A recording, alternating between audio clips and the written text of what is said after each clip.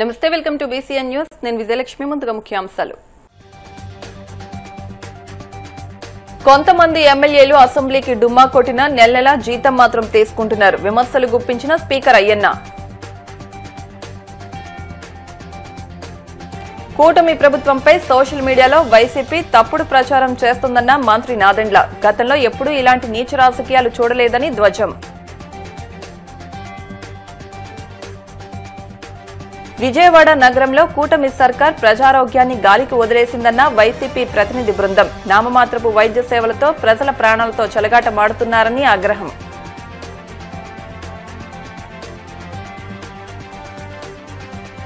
జాతీయ ప్రయోజనాలను పణంగా పెట్టి కాంగ్రెస్ పార్టీ పాకిస్తాన్కు మద్దతిచ్చిందన్న ప్రధాని మోదీ అస్సోంలో చొరబాటుదారులకు ఆ పార్టీయే రక్షణ కల్పించిందని విమర్శ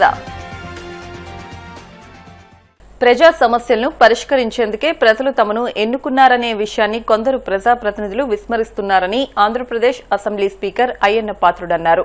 అసెంబ్లీ సమావేశాలకు హాజరై ప్రజల సమస్యలపై చర్చించాల్సిన బాధ్యత ప్రజాప్రతినిధులుగా ఎమ్మెల్యేలపై ఉందని చెప్పారు. అయితే కొంతమంది ఎమ్మెల్యేలు మాత్రం అసెంబ్లీకి హాజరు కావడం లేదని విమర్శించారు. అసెంబ్లీకి డుమ్మా కొట్టిన నెల జీతం మాత్రం తీసుకుంటున్నారని విమర్శించారు. ఈ మేరకు తిరుపతిలో నిర్వహించిన జాతీయ మహిళా సాధికారిత సదస్సులో అయ్యన్న పాత్రుడు ఈ వ్యాఖ్యలు చేశారు.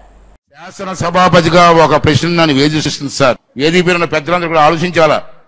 ఏంటి ఆ వేదన అంటే, మన అందరం సంరక్షకులైన లోక్సభ స్పీకర్ గారి సమక్షంలో నా బాధను వ్యక్తం చేయవలసిన అవసరం ఉంది.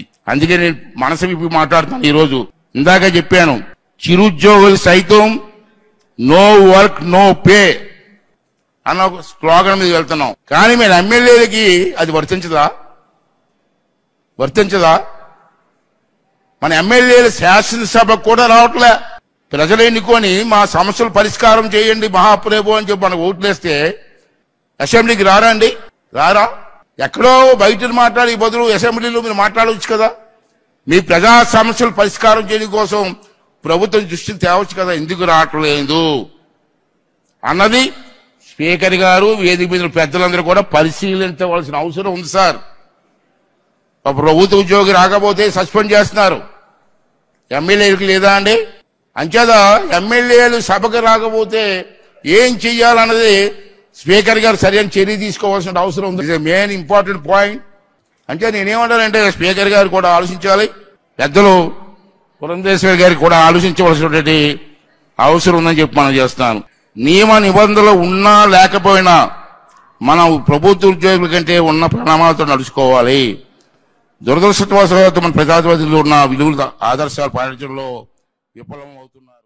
కూటమి ప్రభుత్వంపై సోషల్ మీడియాలో వైసీపీ తప్పుడు ప్రచారం చేస్తుందని మంత్రి నాదెండ్ల మనోహర్ మండిపడ్డారు.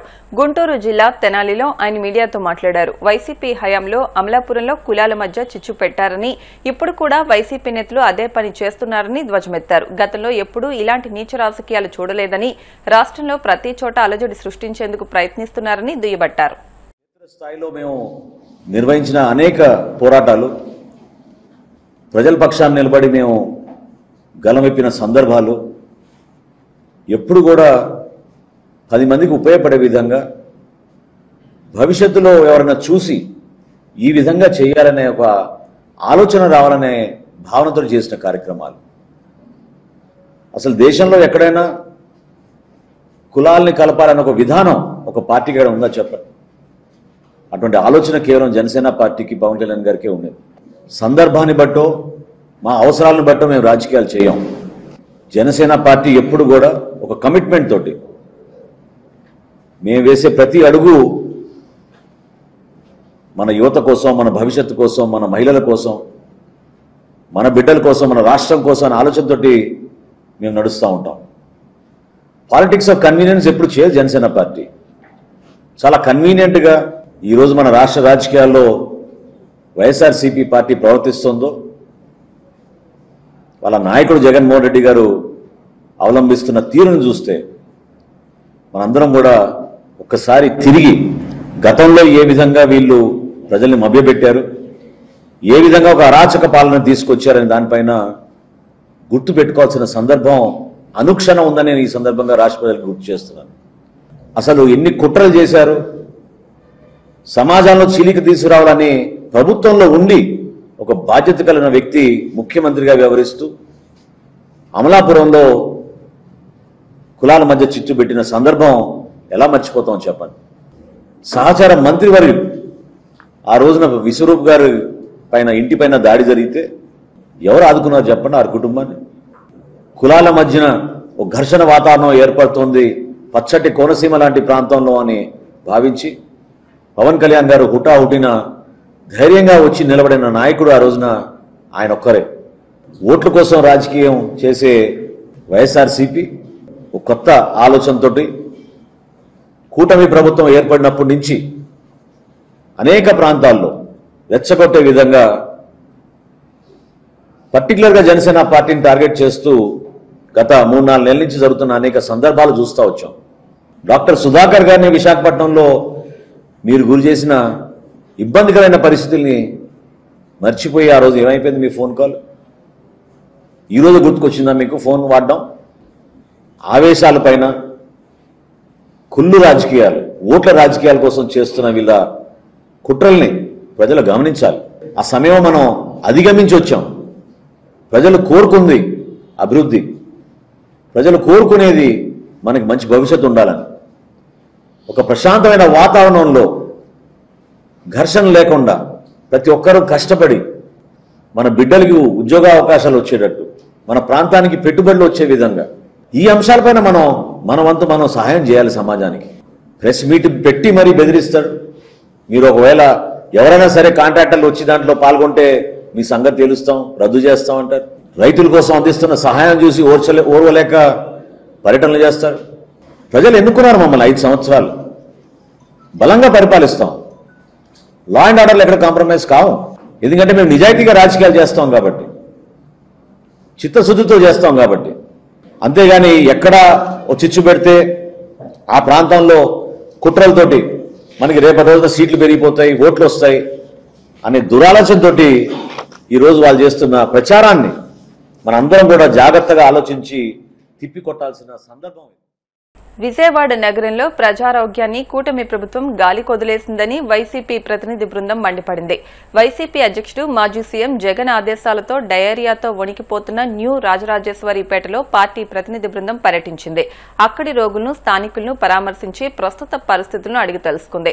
ప్రభుత్వం ఏర్పాటు చేసిన వైద్య శిబిరం, అందిస్తున్న వైద్య సేవలను పరిశీలించింది.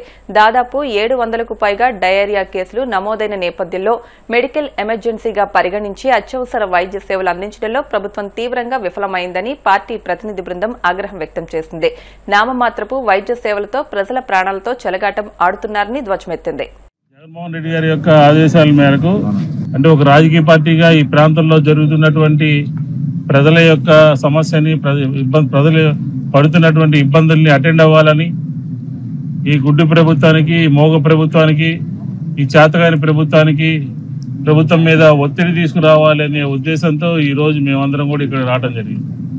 నిజ నిర్ధారణ కమిటీ 5 రోజులు అయినప్పటికీ కూడా ఈ డయేరియాకి గల కారణాలు, ఈ వ్యాధి వ్యాపించడానికి గల కారణాలని మేము పదే వైఎస్ఆర్ కాంగ్రెస్ పార్టీ అడుగుతున్నప్పటికీ కూడా ఈ జిల్లా యంత్రాంగం దానికి గల కారణాలని ప్రజల ముందు పెట్టేటటువంటి ప్రయత్నం చేయట్లేదు. ఈరోజు మా ప్రతినిధి బృందం అంతా కూడా పోలీస్ స్టేషన్కి బ్యాక్ సైడ్ ఉన్నటువంటి కొన్ని బజార్ల్లో తిరిగితే వారందరూ కూడా చెప్పినటువంటి విషయాల్ని హృదయ విదారకంగా ఉన్నాయి. ప్రతి ఇంటికి కూడా, ప్రతి గడపకి కూడా ఆ కుటుంబంలో 2-3 హాస్పిటలైజ్ అయినటువంటి పరిస్థితి, డయేరియా వచ్చినటువంటి పరిస్థితి, వాంతులు విరోచనాలు అయ్యి జ్వరంతో ఇబ్బంది పడుతున్నటువంటి పరిస్థితి, గవర్నమెంట్ హాస్పిటల్కి వెళ్ళి డిశ్చార్జ్ అయినటువంటి వాళ్ళు, గవర్నమెంట్ హాస్పిటల్ మీద నమ్మకం లేక, ప్రభుత్వం మీద నమ్మకం లేక, ఈ క్యాంపుల మీద నమ్మకం లేక ప్రైవేట్ హాస్పిటల్కి వెళ్ళి లక్షల్లో వేలు దారపోసి ఆరోగ్యాన్ని బాగు చేయించుకున్నటువంటి పరిస్థితి ఈ రోజు కనపడతా ఉంది. ఎందుకని మీరు ఈ దుస్థితికి, ఈ పరిస్థితికి ప్రభుత్వము అచేతనంగా మారిపోయింది? ప్రభుత్వం ఎందుకని చర్యలు చేపట్టలేకపోతా ఉంది? ఇప్పటికీ కూడా ఉదాహరణకి ఈ రోజు ఈ డివిజన్లో ఉన్నటువంటి 15-20 వేల మంది జనాభానే మీరు డోర్ టు డోర్ సర్వే చేయలేకపోయారంటే, ఈ క్షణం వరకు కూడా door to door survey complete కాలేదు అంటే, door to door survey complete కాకపోవడం బట్టి నరసింహ మృతి చెందాడు. డోర్ టు డోర్ సర్వే కాకపోతే ఈ రోజు ఉదయం దుర్గా అనే మహిళ మృతి చెందింది. అయినా కానీ మీకు చీమ కుట్టినట్లేదా? ప్రజల యొక్క ప్రాణాలు పోతా ఉంటే, హాస్పిటల్ అయిపోతా ఉంటే, సామాన్యులు పేదవారు ఏ రోజుకు ఆ రోజు సంపాదించుకునే వాళ్ళు హాస్పిటల్ అయిపోతే ఇప్పటికే మీ లెక్కల ప్రకారమే దాదాపుగా 500 మంది ఇబ్బంది పడతా ఉంటే దీన్ని హెల్త్ ఎమర్జెన్సీ కింద ప్రకటించాల్సినటువంటి అవసరం ఉన్నదా లేదా అని చెప్పి అడుగుతా ఉన్నాం ప్రభుత్వాన్ని.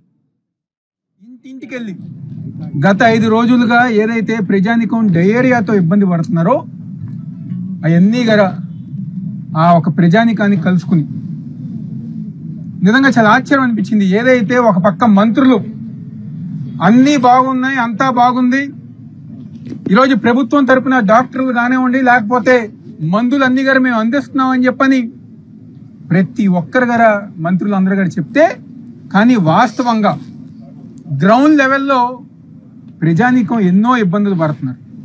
వాళ్ళందరూ గారు ఎంతో బాధపడుతున్నారు. అరే ఇక్కడ క్యాంపు దగ్గరికి వెళ్తే ఏ ఒక్కరి గారు మమ్మల్ని పట్టించుకోలేదు, మేము మళ్ళీ ప్రైవేట్ హాస్పిటల్కి వెళ్ళి 40,000, 50,000, 70,000, 1,50,000తో మా పిల్లలకి మా అందరి గారు మేము వైద్యం చేయించుకున్నామని చెప్పని ఈరోజు ప్రతి ఒక్కరి గారు ఇబ్బంది పడుతున్నారు. 5 రోజులైనా ఈ సిగ్గులేని కూటమి ప్రభుత్వం నాయకులకి ప్రజా ఆరోగ్యం మీద ఒక శ్రద్ధ కానీ లేదు అని చెప్పని ఈరోజు వైఎస్ఆర్ కాంగ్రెస్ పార్టీ మేము అందరం గారు చెప్తున్నాం. ఈరోజు ఎవరైతే ఈ జిల్లా ఇన్ఛార్జ్ మంత్రికి ఎవరున్నారు, సత్యకుమార్ యాదవ్, ఈరోజు హెల్త్ మినిస్టర్గా ఉన్న ఆయన పట్టించుకోవట్లేదు. అదేవిధంగా మొన్నే మున్సిపల్ శాఖ మంత్రి వచ్చారు నారాయణ గారు, ఆయన పట్టించుకోవట్లా. ఈ ప్రాంతంలో ఓట్లేసి గెలిపించుకున్న ఎంపీ కానివ్వండి, శాసనసభ్యులు కానివ్వండి, వాళ్ళు గారు ఈరోజు ప్రజానికాన్ని పట్టించుకోకుండా కేవలం తూతూ మంత్రంగా వచ్చామా వెళ్ళామా అని చెప్పని ఈరోజు ప్రజానికాన్ని నిర్లక్ష్యం చేస్తున్నారు. మాకు కావాల్సింది ఇక్కడ ఉన్న ప్రజానికానికి సరైన వైద్యం కావాలి. ఎక్కడ ఇబ్బంది వచ్చిందో, డయేరియా ఎందుకు వచ్చిందో అని చెప్పని కనిపెట్టి వాళ్ళకు కావాల్సిన సౌకర్యాలు కానివ్వండి, సదుపాయాలు అందించాలని చెప్పని ఈరోజు వైఎస్ఆర్ కాంగ్రెస్ పార్టీ తరఫు మేము అందరం డిమాండ్ చేస్తున్నాం. ఈరోజు వాళ్ళ శ్రద్ధ అంతా గారా ప్రజానికం మీద లేదు, ప్రజానికం ఒక ఆరోగ్యం మీద లేదు. కేవలం ఆ ఒక విజయవాడ ఉత్సవం జరపాలి అని చెప్పని దాని మీదగా డబ్బులు దండుకోవాలని చెప్పని ఒక ఆలోచనతో ఎంపీ ఎమ్మెల్యేలు ఉన్నారు. కానీ ఈరోజు ప్రజానికం గురించి పట్టించుకోవాలని చెప్పని ఏ ఒక్కరి ఉద్దేశం లేదు. ఎన్నికల్లో గెలిచిన నాటి నుంచి పార్టీలకు కుల మతాలకు అతీతంగా గ్రామాలను అభివృద్ది చేస్తున్నామని ప్రభుత్వ విప్ ఎమ్మెల్యే బొలిశెట్టి శ్రీనివాస్ అన్నారు. తాడేపల్లిగూడెం క్యాంపు కార్యాలయం వద్ద జగ్గన్నపేట గ్రామానికి చెందిన 100 మంది జనసేనలో చేరారు. వారికి ఎమ్మెల్యే బొలిశెట్టి శ్రీనివాస్ పార్టీ కండువాలు వేసి ఆహ్వానించారు. ఈ కార్యక్రమంలో సర్పంచ్ ములగాల సూర్యారావు, మండల పార్టీ అధ్యక్షులు ప్రసాద్, జనసేన నాయకులు యంట్రపాటి రాజు తదితరులు పాల్గొన్నారు. గ్రామాల్లో అభివృద్ధి జరగలేదు, రాజకీయాల్లో నెగ్గిన నాయకులు విలువ లేదు, ఎక్కడా కనీసం పని చేయలేకపోయిన మదనపడి పవన్ కళ్యాణ్ గారి ఆశయాలు, పవన్ కళ్యాణ్ గారు ఏదైతే పల్లెటూరుని డెవలప్ చేస్తున్నారో ఆ విధంగా రైతులను ఆదుకునే విధంగా కూడా ఆయన చేసిన ప్రయత్నాలన్నీ కూడా చూసిన తర్వాత ఇవాళ పవన్ కళ్యాణ్ ఆశయాల మీద పనిచేసి మేము కానీ మా నాయకులు కానీ అందరూ కూడా ప్రజలకు ఏం చేసామనే దాని మీద పొద్దున్నైతే సాయంత్రం వరకు అదేవిధంగా మనం పనిచేస్తూ ఉన్నాం. అందరూ కూడా ఈరోజు నన్ను అత్యధిక మెజార్టీతో ఆ రోజు గెలిపించారు. గెలిచిన తర్వాత నేను ఏ రోజు పార్టీలు చూడలేదు. ఎవరైనా మన దగ్గర పని ఉండి వస్తే ఏ పార్టీ అని అడగలేదు, ఏ కులం అని అడగలేదు. ఎవరు వచ్చినా నా వల్ల ఈ పని చేసి పెట్టాను. వారు కూడా అందరూ కూడా సంతృప్తి చెంది మన అందరూ కూడా కలిసి ఉంటే అభివృద్ధి ఇంకా బాగా జరుగుతుందనే ఉద్దేశంలో జనసేన పార్టీని ఆదరించి ఈరోజు ఈ వచ్చినటువంటి మీ మిత్రులందరికీ స్వాగతం పలుకుతూ రానున్న రోజుల్లో మన గ్రామాల అభివృద్ధితో పాటు, మన పట్టణాల అభివృద్ధితో పాటు మన రాష్ట్రాన్ని అభివృద్ధి చేసే విధంగా పవన్ కళ్యాణ్ గారిని మీరు ఆశీర్వదించి, అదేవిధంగా చంద్రబాబు నాయుడు గారిని, నరేంద్ర మోడీ గారిని ఆశీర్వదించి రాబోయే మంచి ప్రభుత్వాలు ఎన్నుకొని మన నెక్స్ట్ జనరేషన్కి మనకేది ఇచ్చి ఉచితాల కంటే కూడా ఇంటికో ఉద్యోగం కావాలనేది అసలు పవన్ కళ్యాణ్ గారి నినాదం. కానీ అప్పుడున్నటువంటి దురదృష్టం ఏంటంటే ఈ ఏదైతే పప్పు బెల్లాలాగా రాష్ట్రంలో ఉన్నటువంటి ఆస్తులన్నీ పంచి అప్పులు పాలు చేసి ప్రజల్ని మభ్యపెట్టి కొద్ది గొప్ప కుటుంబానికో 10,000, 20,000 అకౌంట్లో వేసి కోట్లాది రూపాయలు ఎన్నుకున్నటువంటి అప్పుడున్నటువంటి వైసీపీ ప్రభుత్వంలో పెద్దలు కానీ జగన్మోహన్ రెడ్డి కానీ రాష్ట్రాన్ని పూర్తిగా లూటీ చేసిన తర్వాత జనానికి ఒకేసారి మనం ఏమి ఇవ్వమంటే జనంలో కూడా అసంతృప్తి ఉంటుంది. కాబట్టి వారి బాటలో కొంతకాలం ప్రయాణం చేసిన తర్వాత అందరికీ ఎక్స్ప్లెయిన్ చేసి ఇక్కడ ఇండస్ట్రీస్ రావాలి, వ్యాపారం అభివృద్ధి చెందాలి, ఇంటికో ఉద్యోగం కావాలి అనేది మన ఆశయం. ఎందుకంటే నెలకి 40,000 50,000 సంపాదించడం బెటర్, కానీ సంవత్సరానికి 10,000 15,000 వస్తే మనం ఏ మెడికల్ బిల్లు కూడా రావు. మరి ఇవన్నీ కూడా ఆలోచన చేసి చంద్రబాబు నాయుడు గారు 6 ప్యాక్లో డిజైన్ చేయడం, అవన్నీ కూడా ఈ సంవత్సర కాలం నెరవేర్చడం, దాదాపుగా 70,000 కోట్లని ఇవాళ పేద ప్రజల అకౌంట్లో నేరుగా వేసిన సందర్భం మనం చూసాం. రైతు నేస్తం కానీ, తల్లికి వందనం కానీ, స్త్రీ శక్తి బస్సులు, ఫ్రీ బస్సులు కానీ, గ్యాస్ సిలిండర్లు కానీ, ఎన్టీఆర్ భరోసా పెన్షన్లు కానీ, ఇవన్నీ కూడా చేస్తూ వస్తూ ఉన్నాం.